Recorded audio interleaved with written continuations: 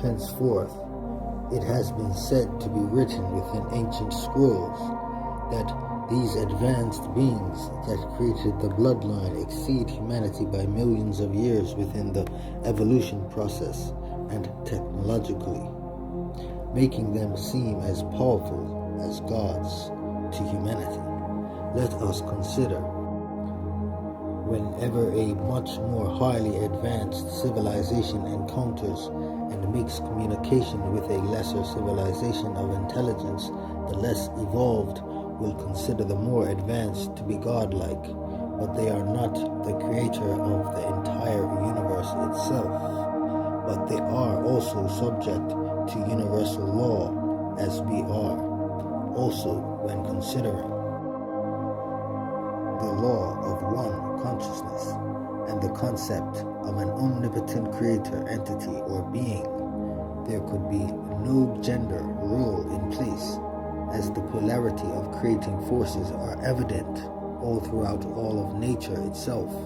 Henceforth, the ancients deified the celestial heavens or firmament and nature cyclically corresponding and creating, which made the creative forces perceivable,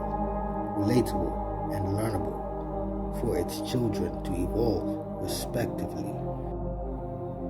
in accordance with our atmosphere. Henceforth, some may say Mother Earth and Father Heavens, and some may say Tuat, Mother Sky, and Father Earth, depending on culture and heritage, as the sun has taken on many names as a masculine and strong creative destructive force. As well, the moon being deified as a feminine, nurturing, creative, and preserving force. Henceforth, the birth of a child begins within the morphing of the egg into a physical form, which begins as a homogeneous structure and morphs into a male figure until after 9 weeks. But during the process of the egg being fertilized, the gender is determined as soon as the sperm cell enters, contributing to the Y chromosome to create a male and the X chromosome to create a female, but does not show until 9 weeks have passed. Henceforth, with the sun being deified as a masculine force, names such as Anu,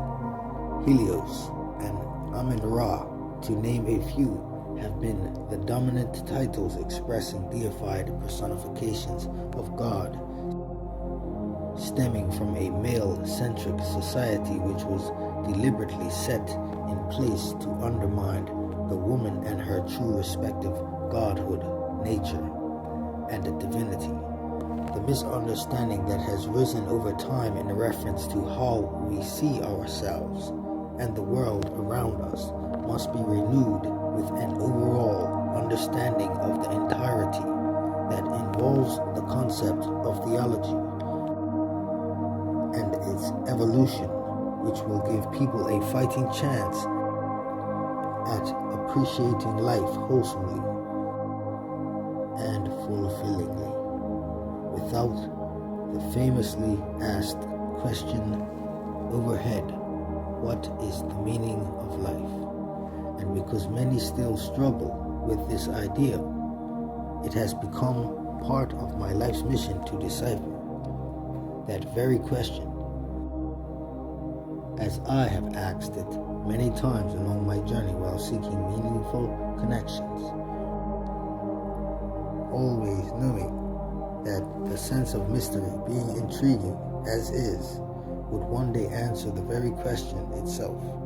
and create an answer that would resonate at the perfect frequency and at the correct moment without delay, remembering what was forgotten and awakening the DNA and becoming alive once again, connecting with the ancient consciousness that resides dormant within and all around us.